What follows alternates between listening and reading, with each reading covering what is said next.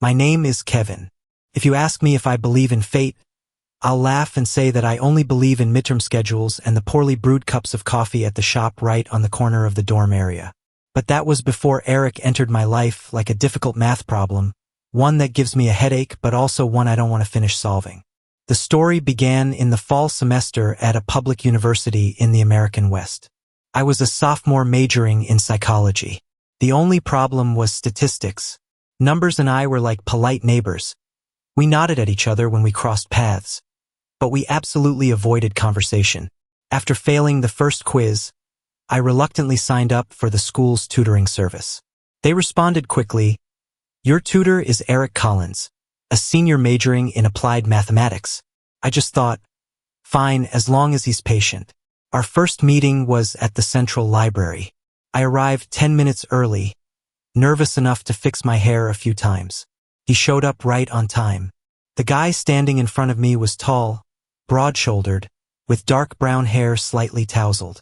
His gaze was calm, and his slight smile made my heart skip half a beat. "Kevin?" he asked. "Yeah, and you're Eric?" I tried to keep my voice normal. We started studying. Eric turned the notebook toward me, writing each formula in neat, rounded handwriting. He didn't make me feel stupid when I got things wrong. He asked what I was thinking, where I was stuck, and patiently untangled it. Sometimes he'd tilt his head, his brows slightly furrowed in concentration, a look that made it hard for me to look away. "You're not as bad as you think," Eric said. "You're just scared of things that seem cold. Statistics isn't scary. It's just honest." "And people aren't honest?" I asked, half joking. He smiled faintly. "Sometimes people are more complex than any mathematical model." From that day on, Tuesdays and Thursdays became routine. We chose the table by the window overlooking the lawn, where students played frisbee in the late afternoon. Eric always brought black coffee. I had mocha that was sickeningly sweet. He'd tease me about being addicted to sugar, and I'd tease him back about being too serious for his own good. Sometimes we'd look outside and talk about very American things. The school team, cross-state road trips, and the feeling of freedom when leaving home for the first time. Gradually, our conversations weren't just about formulas. I learned Eric lived off campus, preparing his grad school applications. He liked morning runs and hated raisins. When talking about his family, he'd slow down, but I didn't pry. I understood some doors needed time. And me? I started waiting for Eric's texts more than class notifications. Every time my phone buzzed, my heart overreacted. I told myself it was just gratitude for a good tutor, but my body betrayed me every time our shoulders brushed lightly. I hadn't dared to be open about my orientation with many people at school. It felt both private and fragile. One afternoon, rain came unexpectedly. We were stuck in the library. The warm yellow lights, the smell of old books and damp coats surrounded us. Eric looked at me. "You look like you're in a romance movie. Because there's a character messing everything up?" I replied, immediately regretting my slip. He was silent for a moment, then said slowly, "Kevin, I want to be honest. I like being with you, not just as a tutor." The sounds outside the window faded into the background. I was used to hiding my feelings for another guy, but his gaze made all the fears quieter. "Me too," I whispered. We didn't do much. We just sat closer, our hands on the table, the distance small enough that a slight movement would touch. I felt a strange sense of peace. On the way home that day, the rain had stopped, puddles reflecting streetlights and dark maple leaves. I was both scared and happy, like stepping into an unmarked new chapter. I knew one simple thing. My tutor had become someone I didn't want to lose. The next day, things didn't go back to normal, but they didn't explode like a TV drama either. We still met at the library, still opened our notebooks, still talked about variance and confidence intervals. Only now, there was a new layer in the air between us. Anticipation. When Eric pulled his chair next to mine, our shoulders touched very lightly, like a secret just signed. "We'll still study as usual," Eric said, his voice low. "But if you feel uncomfortable, I can request a different tutor for you." I looked at him. "That would be stupid," I replied. "I want to be here, with you." He smiled, the corners of his eyes crinkling in a way that softened my heart. All right, I'll help you pass this course, Scout's honor. The funny thing is, from then on, I studied much better. Not because I feared the grades, but because I wanted to make Eric proud. Every time I solved a problem correctly, he'd tap his pen on the table like discreet applause just for me. One evening, we moved to the 24/7 diner near the campus gate. Red vinyl booths, soft music, and the familiar smell of fries. Midway through the meal, Eric said slowly, "This summer, I might leave the state if I get into grad school." I froze. "Where?" "A few schools on the East Coast," he replied. "Not sure yet, but I didn't want to hide it from you." I nodded. Amid the clinking of silverware around us, I could only say, "Right now, I still want to be close to you." "Me too," he said softly. From then on, we had tiny habits. Walks around the lake after class, sitting on the steps of the red brick building watching sunset. Once, when it was cold, Eric draped his scarf over me. I held onto the edge like holding something indescribable in words. I also told him more. About how I was used to hiding my feelings for guys. About family dinners where adults assumed I'd have a future girlfriend. Eric didn't lecture. He just listened, enough to make me feel not alone. Midterms approached, the campus atmosphere tense like a taut string. The night before the exam, Eric texted, "Want to step out for 10 minutes? I'm at the basketball court." I ran out there. Under the floodlights, he handed me the ball. I missed terribly. He laughed, stepped behind me, placed his hands on mine to adjust. My heartbeat went chaotic. This time, the ball hit the backboard and went in, the sound clear enough to make me laugh. "See," he said softly, "sometimes you don't need to control everything." The next week, scores came back. I got much higher than the first time. I snapped a photo and sent it to Eric. He replied, "Proud of you." Just 4 words, but I reread them 5 times without getting tired. But things weren't always smooth. One afternoon at a coffee shop off campus in the small street by the school, Eric's group of friends walked in by chance. He introduced me as a friend from class I'm tutoring. The statement was completely true, but my heart stung slightly, like touching fresh skin. When they left, Eric looked at me. "Kevin, I get it," I said quickly. "We don't need to label it." He was silent, then admitted, "I'm still building up courage. It's not because I don't feel anything. I'm just afraid of losing other things if I step into the light too fast." I looked down at my steaming coffee.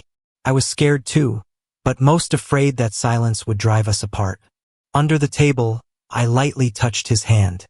He grasped it for a brief beat, then let go, like a small, unnamed promise. That night, I walked through the elm trees leading to the dorm.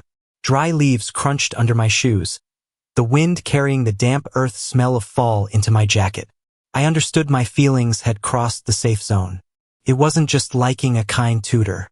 I wanted to be the one Eric thought of at the end of a long day.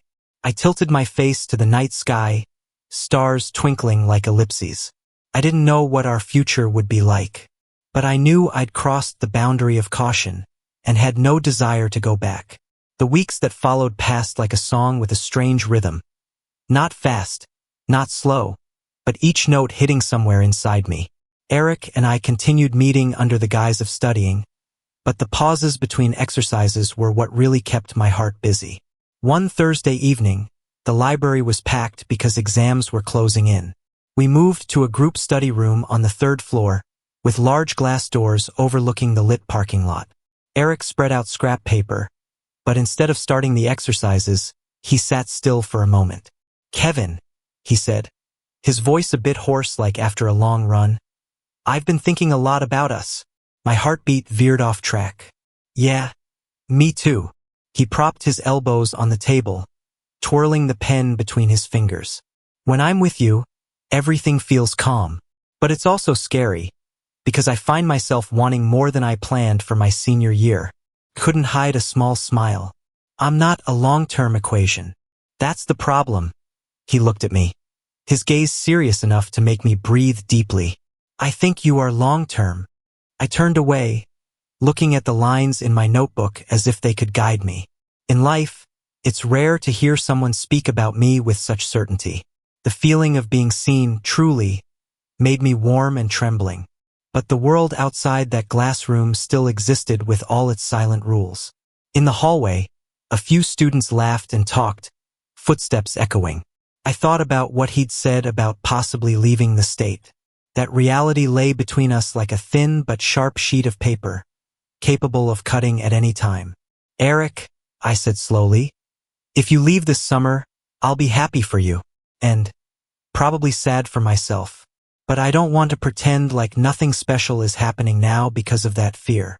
He chuckled softly, like being released from a knot. "I like how you say it straight. It makes me want to be braver." We bent down to focus on studying again. When my hand accidentally brushed his, neither pulled away. The white lights reflected on the table, on our hands loosely intertwined for a few short seconds that I wished could last forever. That weekend, Eric invited me to his small off-campus apartment. The building was on a gentle slope, with bare maple trees out front in winter. Inside, everything was tidy to the point of being funny. A few cacti pots, a bookshelf, and a slightly worn gray sofa. "I don't have much stuff," he said, a bit embarrassed. "Moving a few times makes you less inclined to hoard." "I like it like this," I replied. "It looks like a place where someone really lives, not just stays temporarily." We cooked a simple dinner, pasta and canned tomato sauce. Eric joked that it was student cuisine, budget edition, and I laughed so hard I nearly dropped the pot. Background music was an indie playlist he played from his laptop. Those seemingly ordinary moments made me yearn. If only ordinary was enough to call happiness. After the meal, we sat on the sofa reviewing exercises, but the books were quickly set aside. Eric turned to me, his eyes no longer evasive. "Can I hug you?" The question was simple but made my heart clench. I nodded. His hug wasn't rushed. His chin lightly touched my hair, his slow, warm breath by my ear. I heard my heartbeat mixing with the steady hum of the heater. No dramatic music or thunderclap. Just a feeling of safety, like finding support after standing in the wind for a long time. "I'm afraid I'll miss this feeling too much," I said softly. "Then just miss it," he replied, not letting go. "I will too." That night, we kept the distance we both felt was right. No one rushed past boundaries they weren't ready for. The most intimate thing was probably the honesty, harder than any action. When I left the apartment, the city was shrouded in thin fog, yellow lights stretching on the wet road. Eric stood at the door, waving, his familiar lopsided smile. But reality always finds a way in. The next week, Eric got an interview email from a prestigious grad program. He showed me right away at the campus coffee shop, his phone screen glowing like sparkling good news. "Congrats," I said, hugging him before thinking. He stiffened for half a second, then smiled, his arms lightly squeezing my back. A few eyes around us turned our way, then back again. I felt a clear wave of hesitation rising in him. We sat down, joy mixed with unnamed fear. I knew this moment was important, not just for his future but for us. I smiled, calmer this time. "Eric, opportunities like this don't come often. You should go all in. I don't want to be the reason you hesitate." He looked at me for a long time. "You're not the reason I hesitate," he said softly. "You're the reason I want to make sure where I go is worth it." I couldn't say anything more. The words in my head dissolved like steam. Inside, there was a gentle ache. Not sharp, just simmering. Along with a growing affection I no longer tried to deny.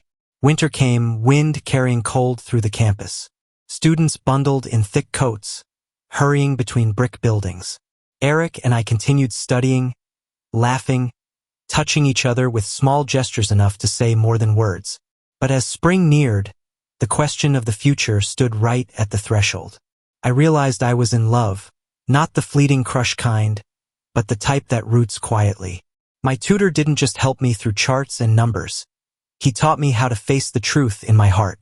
And that truth, whether beautiful or painful, couldn't be pretended away.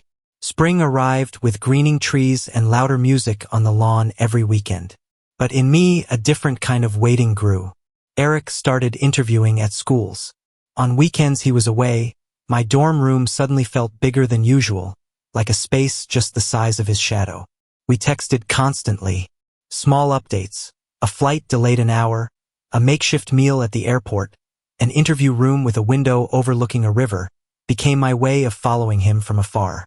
But sometimes messages came less frequently. I knew he was tired. Still, a simmering anxiety clung to me, like an itch in a place I couldn't scratch.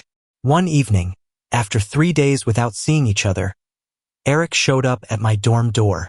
His eyes had dark circles, his coat still smelling of cold road wind. When the elevator door closed, the world shrank to 4 walls and our heavy breaths. "How was the interview?" I asked. "Fine," he said, then added after a beat, "Kevin, I'm pretty sure I'll get into at least one." Good news, I knew that, but it dropped into my chest like a small pebble rippling water. "That's great," I said slowly. "You deserve it." He leaned against the wall, looking at me like weighing a difficult opening sentence.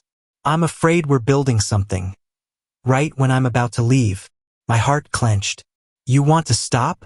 The question slipped out before I could soften its edges. "No," he replied quickly, then softened his voice. "I'm just afraid of hurting you more." I smiled, not entirely steady. "Bad news is you've already hurt me. In a good way, meaning I care." He stepped closer. The distance between us shortened until I could smell the familiar soap on his shirt. "I care too," he said softly. "Maybe too much for someone who's always planning to leave." That night we hugged longer than usual. No definitive answers, just 2 young people, one about to leave, one not ready to let go. I realized love sometimes isn't like a decision. It's like a wave, and you can only choose to stand or let it carry you. Things happen the way they often do in real life. Not a big event, but a series of small moments accumulating. Eric was busy, I was busy too. Schedules for classes, part-time at the student cafe, final exam reviews, they wedged between us like extra pages thickening a book. When we met, we were both tired, and when tired, people easily misunderstand. One evening, I went to the library where we were supposed to meet, but he didn't show. My phone only showed, "Sorry, got held up at lab. Talk tomorrow." I typed "no problem," then deleted, rewrote "it's fine" and sent. But in my chest, a thin crack had appeared. The next day we met at the usual cafe. Eric looked at me long before saying, "I'm not good at doing 2 things at once. Worrying about the future and trying not to hurt someone in the present." "And the someone in the present is me," I said, not asking. He nodded. "I hate that I'm not perfect for you." I let out a short laugh. "Eric, I've never needed you to be perfect. I just need you to be real with me, even if the truth hurts." That sentence opened a door between us. He talked about his fears, fear of failure, fear of success pulling him away, fear of no longer being the person I remembered. I also shared my small worries. Being left behind, being chosen after ambitions, becoming a beautiful but short memory. A sudden spring rain poured outside the window. At the next table, someone laughed loudly. I looked at him and said what I'd held in for weeks. "I love you." Time froze for a long beat where I could hear my own heart. Eric didn't avoid it. He reached across the table to hold my hand, his gaze no longer fleeing. "Kevin," he said, voice low and slow, "I love you too. No fireworks." Just the feeling like all the pieces in me finally fit. We sat still, hand in hand, letting the moment find its shape. But love doesn't automatically solve everything. The question of the future was still there. We started talking openly about possibilities. Long distance, flights, video calls across time zones, the chance it wouldn't last. And the chance we'd still choose each other, despite it all.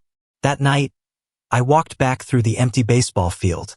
Tall lights shone on the damp ground, the smell of fresh-cut grass in the air.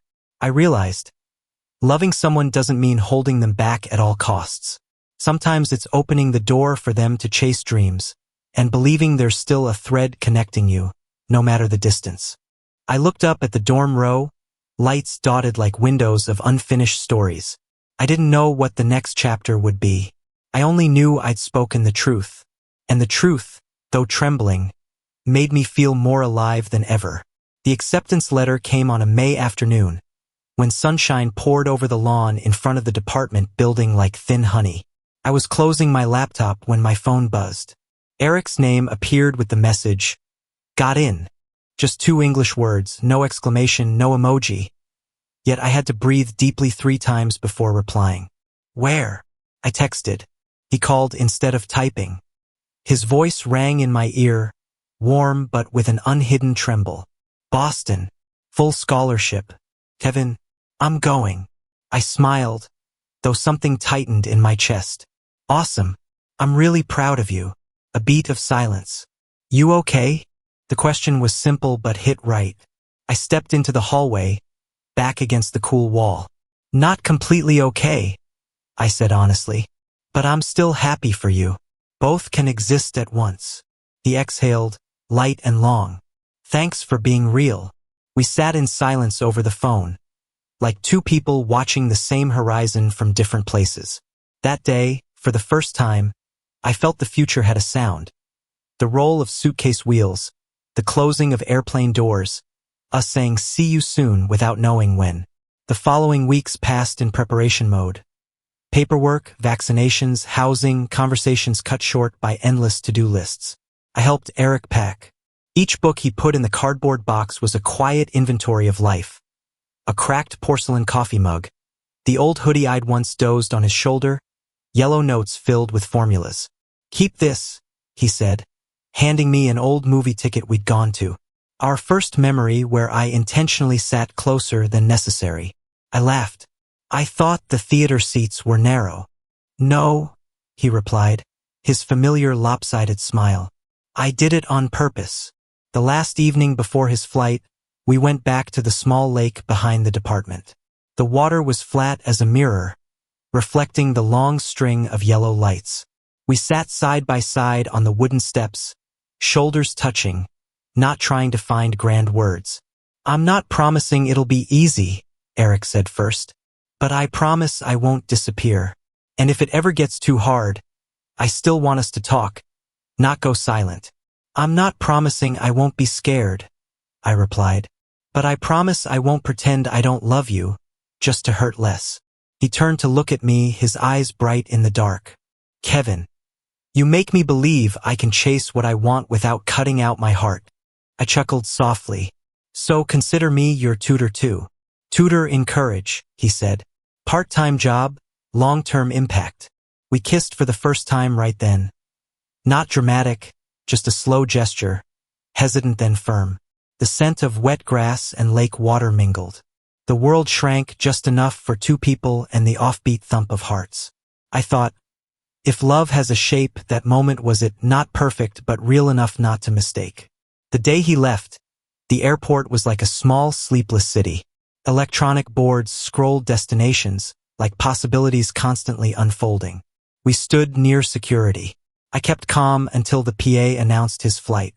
"This is when you pretend to be strong," Eric said, half joking, half serious. "I'll play the part," I replied, then added softly, "but only a little." He hugged me, tighter than ever before. Not a goodbye hug, but one to remember each other's shape. I felt clearly the things we hadn't lived together yet. The small kitchen arguments that never happened, the mornings not yet shared over coffee. But amid it all was a strange faith that this story wasn't over. "Text as soon as you land," I said, trying to keep my voice steady. "Right when the plane touches down," he promised. He touched his forehead to mine, a small gesture that blurred everything around. "I love you." "I love you too," I replied, no longer hiding. He went through security. I stayed until his familiar back disappeared.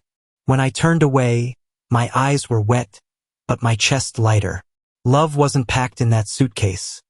It stayed with me, like a new habit of the heart. Summer passed in a different rhythm. I worked more hours at the cafe, prepared for the next school year, and learned to organize missing him like shelving books. We video called across offset hours. He in his rented room overlooking old stone streets, me in my familiar dorm with the slightly crooked poster. Sometimes the connection lagged. Sometimes our eyes met on screen and long silences weren't awkward. It wasn't always easy. Some days he was too busy. Some nights I was exhausted. We argued over things that seemed small. Late replies, plans to meet with no date. But after each silence, one of us always initiated, "Let's talk more," and we'd find each other in the middle. I gradually understood. Love isn't just the moment by the lake or the first kiss. It's a chain of repeated choices, staying in the conversation, being honest about fears, letting the other see you clearly and still choosing each other. One late summer night, after ending the call, I looked at the dark screen reflecting my face. I realized something very simple. My tutor had become the one I love. And thanks to him, I'd learned to become a braver version of myself. Our story isn't closed. It's just turned to a new chapter. Fall came with the smell of damp leaves and an indescribable chill. In two different halves of the world, we both bundled up. He with blazing red maples outside his dorm, me with eucalyptus trees that had shed most their blossoms. Every time he sent a photo of his new campus, I'd zoom in to find him, then laugh realizing what I was searching for wasn't his image but the feeling of having him. One evening, Eric texted, "Taught my first tutoring session here today. Missed your little smile when you solve a problem." I replied, "New students here need tutors too. Thinking of taking on more hours." He sent a thumbs up emoji, then added, "We're rubbing off on each other." Actually, I was scared, not of being busy, but of waking one day realizing life had quietly changed direction without my consent. But then I signed up anyway. In the first session, when the freshman girl furrowed her brow at a familiar problem, I suddenly heard Eric's voice in my head. "Don't just solve it for them. Show them how to believe they can." I smiled, patient, and for the first time stood in the position he'd once held with me. One late night, rain tapping lightly on the windowsill, my phone buzzed. The video call lit up, his face appearing, a bit gaunt but eyes sparkling. "Kevin," he said softly, "today was harder than I thought. Coursework, pressure, and feeling like I have to prove I'm worthy of every opportunity." He smiled wryly. "I know whining like this doesn't sound cool at all." "I'm here," I said, "no need for long sentences. Just tell me," he told. I didn't offer solutions, just held silence wide enough for him to set down what he carried. At the end of the call, he whispered, "Thanks. Suddenly I feel less like I have to be strong all the time." I turned off the phone and couldn't sleep for a long time. A quiet thought bloomed in my mind. Love doesn't make us less tired, but it allows us to be tired without feeling alone. In December, he texted, "Might be able to come back for a week." I reread that sentence like a password unlocking winter. We didn't plan big, no far trips, no must-do lists. Just wanted to be together in the most ordinary things. Cooking noodles, walking over the familiar bridge, sitting in the library without needing to say anything. The day he actually appeared in the arrivals hall, I realized something funny. No orchestra swelled, no cinematic lights. Just him with an oversized suitcase, flashing a smile that made everything around snap back into place. We hugged, this time without a goodbye waiting at the end. That evening, we sat on the dorm steps, breaths turning to white smoke in the cold air. Eric rested his head on my shoulder. "You know," he said softly, "I used to think to love you had to arrange everything perfectly first. Stable studies, clear future, self no longer messy. But turns out, I loved you when everything was still unfinished." "Good," I replied. "Because me too." We laughed. The sound echoed out like warming the stone steps. I don't know what the future will be. Maybe we'll have to go even farther or find ways to stand closer. But in that moment, between the arriving winter and the warmth from our intertwined hands, I understood something no longer trembling. Some people, just by appearing in your life, are already a beautiful promise, even if that promise isn't written on paper. And this story, like all true stories, is still continuing.